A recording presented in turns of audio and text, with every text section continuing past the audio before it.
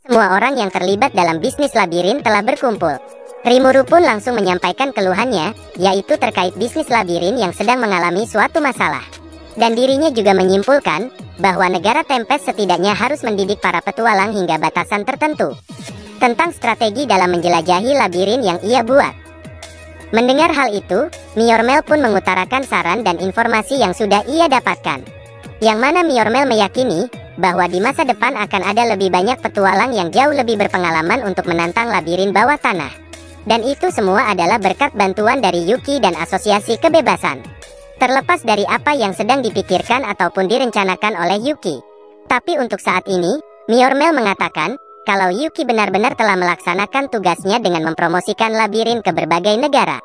Dan Myormel pun kemudian memberikan masukan kepada Rimuru, bahwa Rimuru harus lebih bersabar untuk menanti kedatangan para petualang elit dari seluruh negeri, yang jauh lebih berpengalaman daripada para petualang yang sebelumnya. Dan setelah mereka semua berkumpul dan berada di negara para monster, Rimuru bisa mengambil keputusan terkait memberikan pengarahan ataupun petunjuk dalam menjelajahi labirin kepada mereka. Tak lama kemudian, Masayuki juga memberikan sebuah saran kepada Rimuru, di mana Masayuki mengatakan kalau sebaiknya sebelum para petualang dapat memasuki area labirin, Rimuru menyediakan ataupun membuat sebuah tutorial menjelajahi labirin bawah tanah, sehingga mereka tidak hanya akan mendapatkan pengetahuan dasar tentang labirin, para petualang juga dapat memahami situasi dan kondisi ketika mereka melakukan penjelajahan di dalam labirin. Selain itu, Masayuki juga menyarankan kalau sebaiknya di setiap lantai labirin ada tempat untuk para petualang bisa beristirahat, seperti halnya tempat tidur ataupun kamar mandi. Jadi, tidak hanya di zona aman saja para petualang dapat menikmati fasilitas-fasilitas yang ada di sana, tetapi para petualang yang tidak membawa perbekalan lebih, mereka juga bisa beristirahat di setiap lantai labirin.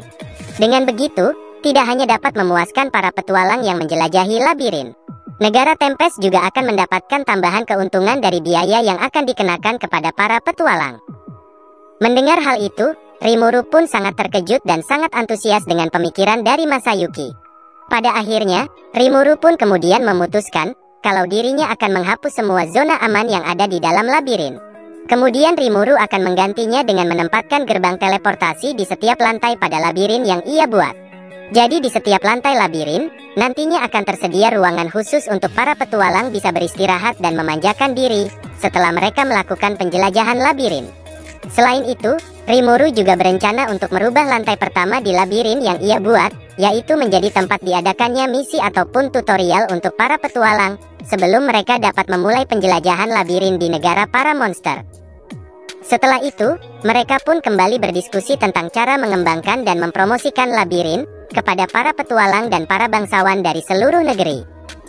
Tak lama kemudian, Myormel pun mengatakan kalau dirinya mempunyai sebuah ide untuk dapat menarik perhatian dari para bangsawan, yang mana dirinya akan mengiklankan kepada para bangsawan kalau negara Tempest akan memberikan hadiah sebesar 100 koin emas kepada satu tim atau satu orang pertama yang berhasil melewati lantai labirin ke-50 di setiap bulannya. Dan tentunya, Myormel tidak akan menggunakan koin emas resmi sebagai hadiah, melainkan dirinya akan memberikan satu koin emas bintang yang memiliki nilai atau harga yang sama dengan 100 koin emas resmi. Selain itu, menurut penjelasan dari sang pebisnis handal Myormel, jika para petualang dapat mengalahkan bos lantai labirin, mereka juga akan mendapatkan koin emas sesuai dengan tingkat bencana yang dimiliki oleh monster tersebut. Mulai dari bos lantai ke-10, 5 tim pertama yang berhasil mengalahkan monster laba-laba hitam akan mendapatkan 3 koin emas resmi. Kemudian di lantai ke-20, 5 tim pertama akan mendapatkan 5 koin emas resmi jika mereka berhasil mengalahkan bos di lantai tersebut. Lalu di lantai ke-30, hadiah yang akan didapatkan oleh 5 tim pertama setelah mengalahkan bos lantai itu adalah 10 koin emas resmi. Dan di lantai 40 yang dijaga oleh monster ular Tempest berperingkat bencana A-, hanya 3 orang pertama di setiap bulannya yang akan mendapatkan hadiah sebesar 20 koin emas resmi. Bahkan demi memikat dan semakin menarik minat para petualang dan para bangsawan, Myormel juga berencana untuk mengejutkan para bangsawan dari negara-negara tetangga dengan menawarkan hadiah sebesar 100 koin emas bintang atau setara dengan 10.000 koin emas resmi kepada siapapun yang berhasil menaklukkan lantai terakhir labirin di negara para monster.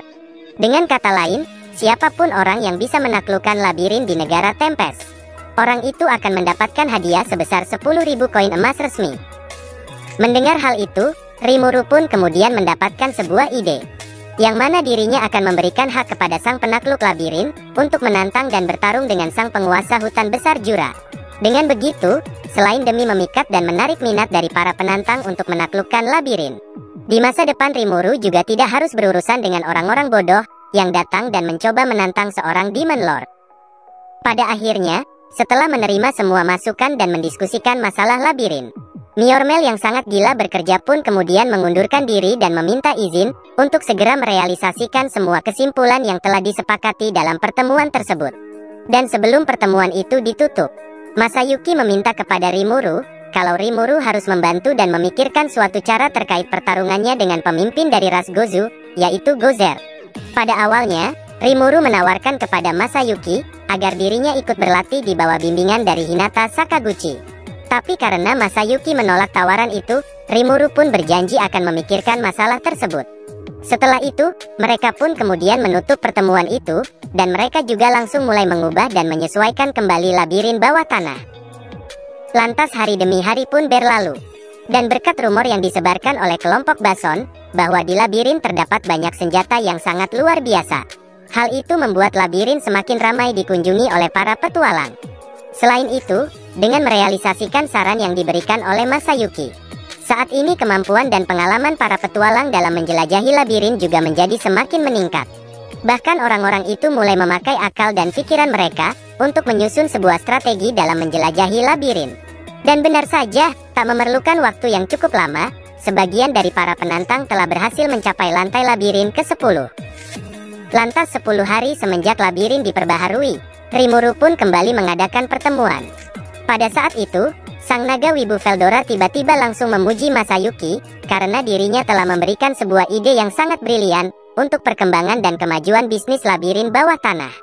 Namun, bukannya terlihat senang mendapatkan pujian dari sang naga wibu Veldora, Masayuki malah nampak kebingungan setelah mendengar pujian tersebut.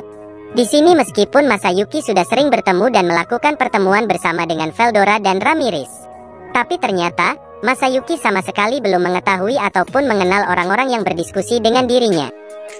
Tak lama kemudian, setelah Rimuru diberitahu oleh Profesor Rafael bahwa Veldora belum memperkenalkan dirinya kepada Masayuki, Rimuru pun kemudian memperkenalkan Veldora beserta Ramirez dan Myormel kepada Masayuki. Mengetahui akan fakta dirinya sedang berhadapan dengan sang Storm Dragon Veldora dan seorang Demon Lord selain Rimuru, Masayuki pun seketika terkejut dan langsung membuatnya ketakutan. Namun, Myormel yang sangat mengidolakan Masayuki, dirinya dengan sigap langsung membantu Masayuki dan mencoba kembali menenangkan. Lantas setelah semua anggota pertemuan selesai memperkenalkan diri mereka masing-masing, mereka pun kembali melanjutkan pertemuan terkait bisnis labirin di negara para monster. Pada saat itu, mereka semua terlihat sangat gembira ketika mengetahui hasil perbaikan labirin bawah tanah, yang mana rencana terkait perbaikan labirin ternyata berjalan dengan sangat lancar.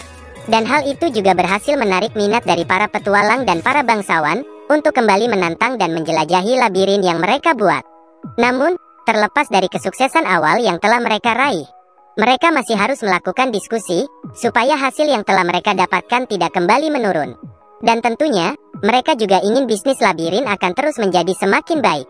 Dengan begitu, jika bisnis labirin dapat stabil dan terus mengalami peningkatan, secara otomatis ekonomi negara Tempest juga akan mendapatkan dampak positif dari hasil keuntungan yang telah mereka dapatkan dengan menjalankan bisnis labirin bawah tanah.